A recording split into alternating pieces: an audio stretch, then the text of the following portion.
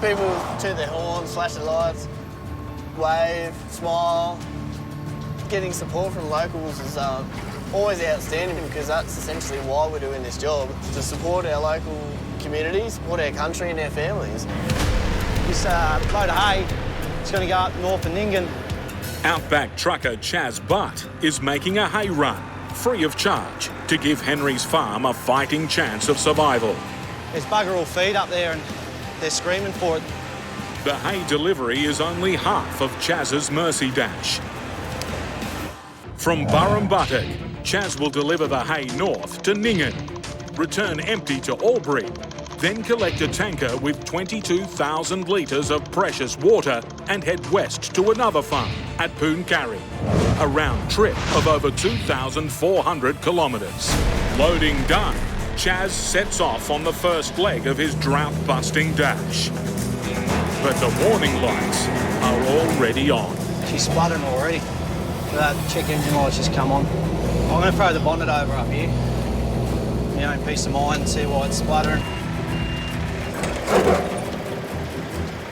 I'm hoping it's just low on water, but it's coughing and carrying on. Just seeing if there's any water in the fuel, you know, in the fuel filter, but it's a bit of a worry. Gotta watch out when it's bloody hot. Chaz can't afford a hold-up. We've got to make tracks. Hopefully she'll survive the trip. He'd rather risk his engine than not deliver. His top-heavy load and the rough country roads could be a lethal combination. Some of these shoulders on this road, there's a 6-inch drop on them. So if something else is coming, you've got to drop a wheel off. You get your steer cord on that, you're fighting it to get it back up. It gets a bit hectic. Shit. Mate, this is the best part of the day. And where we are, to the left as we're out, whole lot of nothing, whole lot of nothing. And that's why I like it. After an overnight layover, it's an early start for Chaz and Max. Sore foot, haven't you, little fella? There's meant to be a few scrub fires up in front of us. At the height of summer, bone-dry Australia is in the middle of a devastating bushfire season. The worst on record. Yeah, smoke's coming over from the east of us. Yeah, let's just hope for the best. And the wind's going the other way. The fires are often sparked by lightning strikes, igniting clumps of grass and bush. With 20 tonnes of dry hay on board, Chaz keeps a close eye on the approaching fire front. Well, we don't want to get too close to them flames because she's a load of grass, really, isn't it? She's going to go up. It's a bit of a worry. It's getting a bit thicker. Doesn't look like much out there to burn, but if the wind's carrying it, it's like a big fireball. It's not good. Fires are close to the station road. Old mate doesn't want us to go in that way. Just hope we can get into the station where we're meant to go because I don't want to turn around and go back.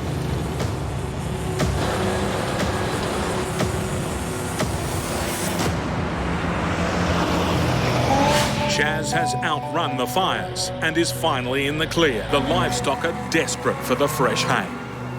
Yeah, it makes you feel good when you're doing good for other people. But for Chaz, the job is only half done. Oh, the tanker, she's fairly old, but she does the job. Got to keep an eye on that gate, this coupling here. We don't want to leak the water out. Up, this friggin' tap, sometimes she rattles open and if the cap falls off and I lose me water, got to give her a bit of a twist. I'm used to hanging on to big hoses, so she's a bit stiff this morning. Right. I'm going to fill the front 2 apartments.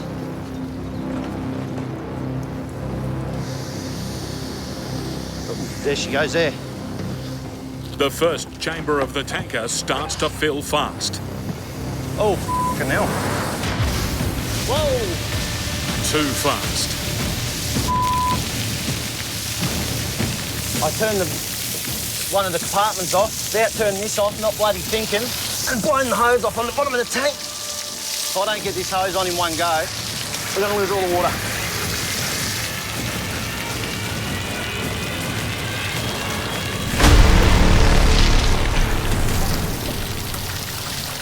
Oh, come on, you bastard.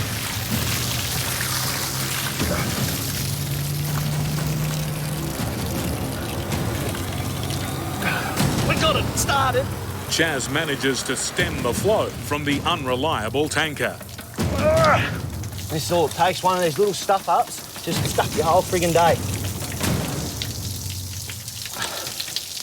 If we wouldn't have got that on, we would have dropped 22,000 litres down the drain. There's blokes out there that want the friggin' water, and here I am wasting it. I'll have to keep an eye on that, retighten it later, because these clamps, they like to settle a little bit. As long as it doesn't pop off in the middle of friggin' nowhere and lose all my water. If I see water pissing out, well, I'll be rolling around in mud. And I can actually see a trail. I can see a wet trail behind me. I don't know if it's splashing out of the top of the tanker or the pipes come off. Ah, look at this. All my clips are coming undone. I just seen a wet trail all the way down the road. Oh, I was worried it was going to be this one. Would have been cutting this water out here for nothing. That's what I should have done earlier. These little clips that hold the bloody pipes on, the corrugation's just rattling them in pieces, rattling them open, and I'll tape them up. Prevent that from happening. It's a temporary fix that may not last the distance, but out here in this wilderness, it's all Chaz can do. Chaz is approaching Tolano Station, 500,000 acres of bone-dry farmland with thousands of thirsty sheep. Have a look at this, Max. We got it here, buddy. Right? Yeah, go for it.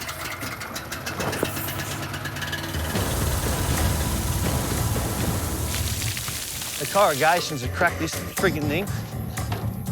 Oh, yeah, that's about to blow off. Literally. You come all this way, and if that pops off there, we're not going to be able to pump the water out of this tanker into the tank. We've got 22,500 litres sitting here and we can't get it off. Max is happy, he can drink it.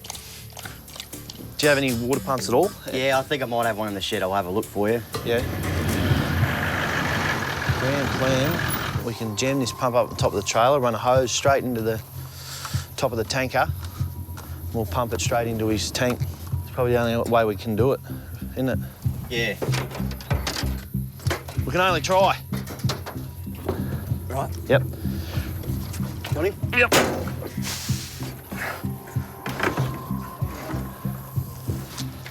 With a leaky old tanker, Chaz has hauled the life-saving water across hundreds of kilometres of rugged outback roads.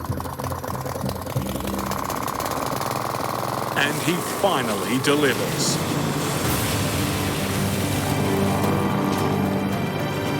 Liquid gold. Maddie's going to have a good shower tonight. Tell you what, this load of water has just tested me from the start. Well, Maddie, we got there in the end, mate. Yep. No worries. Thanks again, mate. No worries. Much Look, appreciated. good on you. All right, have a good one, No buddy. worries, mate. This is why you do this kind of a job. Meet a lot of good people.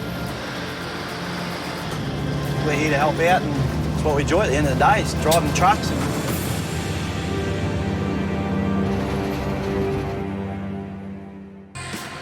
Sharon's loading up with urgent feed supplements for Coolatar Station, a massive 420,000-acre cattle property in far north Queensland's remote Cape York Peninsula. From Battle Creek, she'll travel 800 kilometres to Coolatar Station and then home again on dust-choked, unsealed roads. We're off and away. I love this trip. It's a good, fun trip on the dirt. We'll hit the Utan Road, which is pretty hilly, pretty windy, dips and dives. There's a fair bit of stress that goes involved in hill climbs. You're turning off onto the infamous Utan.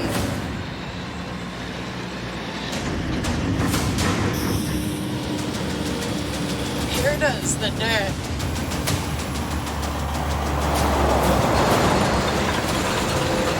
Fun and games begin.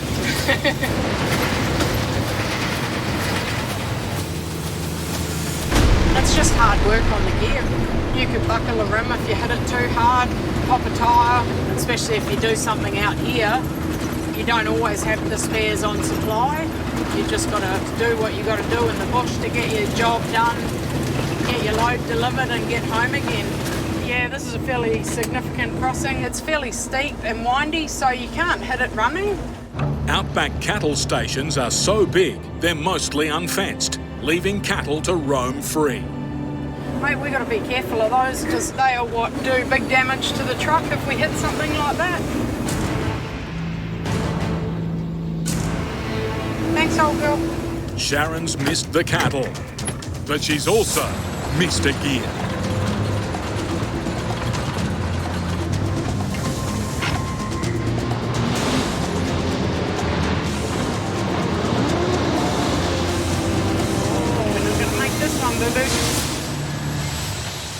I don't want to get stuck coming up there.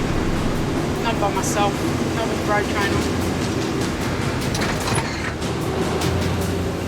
As you can see, straight into bog cog to get out. In bog cog, the truck's lowest gear, Come on. the 1,000 horsepower road train claws back momentum. And we're out. I don't like using bog cog because it means you've missed a gear. This narrow causeway over the dried up riverbed is only centimetres wider than her truck and ends with an incline. You don't want to fall off the side. Sharon has to attack it at speed to make sure she gets up the other side safely. If you haven't got a bit of pace up, it will drag you back in.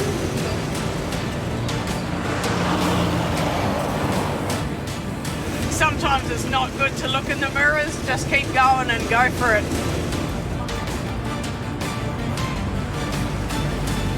Lug it, come on. We did that one a little bit better, we got out without bog cog. Excellent. Before the day heats up, Sharon empties the 24-tonne tank of molasses. It's a nice time of the morning, eh? It's nice and cool. So molasses with rumensin and protein, which is a supplement that cattle seem to like. Hey, boo-boo. There's little babies popping up everywhere. The molasses is a lifesaver. You do it every week and you see the same little weaners. You come out here and they come racing up. Come on, my boys. You sort of want to take every one of them home because they're struggling out here. New South Wales has been hit by its worst bushfires on record. It's also in the grip of a 3-year-long drought. Farmers are struggling and in desperate need of hay to feed livestock. We're here to help distribute our food to the local livestock and farmers and families that have been affected by the bushfires. With trucking resources stretched to the limit, the situation's demanded a different kind of trucker and a different kind of truck. The 8-wheel drive HX77 armoured vehicle. Used by both the Australian and British armies, each truck costs almost $1.2 million. The trucks are a fantastic step up from what we used to have. It's a multi-terrain vehicle that normally carries rations, water and ammunition. On this mission, where they're going looks like a war zone.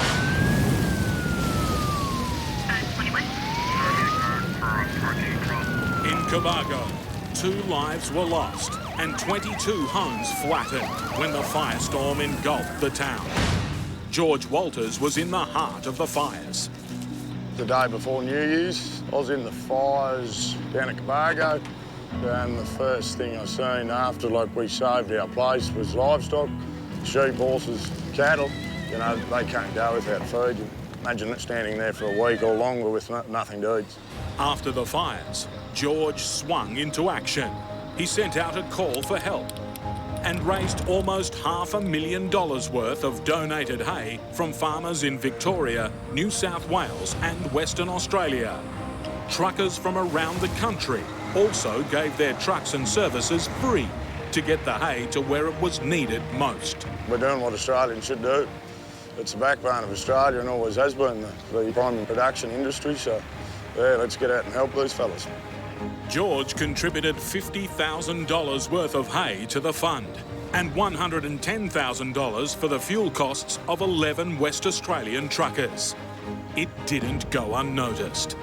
About probably a week ago now, I had the Army ring up and said, look, we're here and we've seen what you're doing. You know, can you utilise us? The Army arrived with 200 troops, a convoy of 9 trucks, and a $74.4 million Taipan helicopter. The capabilities of the HX-77s will be important for this delivery.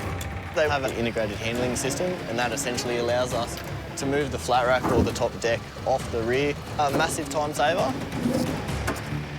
Loaded with 10 tonnes of hay each, they're ready to roll.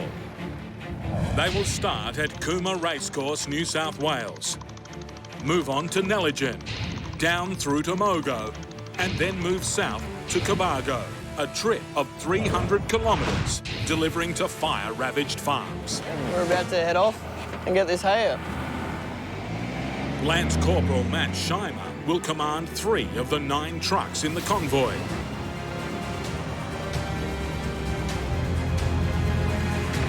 At Neligan, the farmers are already waiting. They'll get 15 bales of hay each, a huge relief. There's a heap of people down here and, well, they can't thank us enough. I lost a house, one house on the property. I lost 6 head of stock. Probably 95% of my property's charcoal. The farmers are grateful for George's initiative. He's just been fantastic, absolutely fantastic. We're off to our second drop and make some more people happy. Weighing in at 23 tonnes, and with a 10-tonne load of hay on board, the truck can't stop in a hurry. Someone did apply their brakes rapidly. Would take us a significant amount of distance, up to 80 metres to stop. Cross. That was close. In between him and the guardrail, I had a metre either side. The next drop-off point is on the outskirts of Mogo, a town devastated by the bushfires. People toot their horns, flash their lights, wave, smile. Getting support from locals is always outstanding, because that's essentially why we're doing this job, to support our local communities, support our country and our families. Oh, local firefighters. I want to see some heroes. There they are, not us. Woo! Yeah, boys. Here we are, we have arrived at our next destination. I've been through a couple of fires. I've never seen anything like this. This great big roar come across the valley. And then we looked up and it was coming across this way and it was coming across. We hit it, three fronts have hit us. Saved my house, saved my stable, saved the horses. And we've needed help desperately, and it's come at the right time. And I just can't thank people enough for the generosity. We're currently going to our third stop at Cobargo, and then we'll drop our third load and make some more people happy. On New Year's Eve, the fires savaged the town of Cobargo. That is rough. The fires were fickle. While the flames destroyed many homes and businesses, others right next door were left untouched.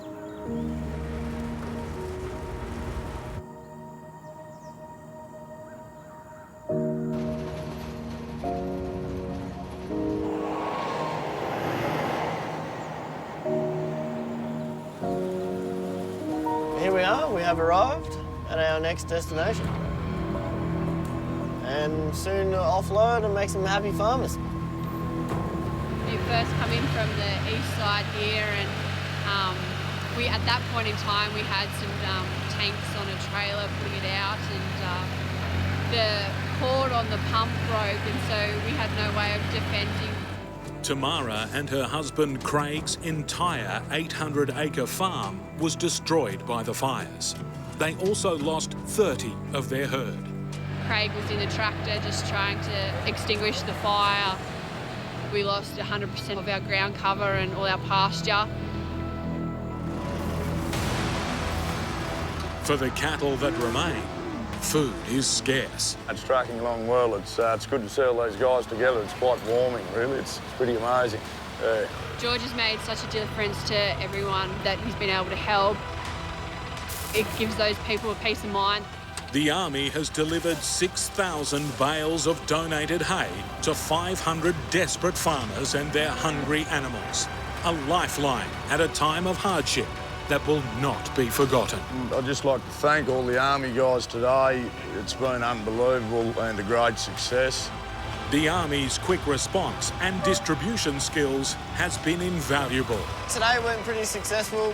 We completed all our 3 drops.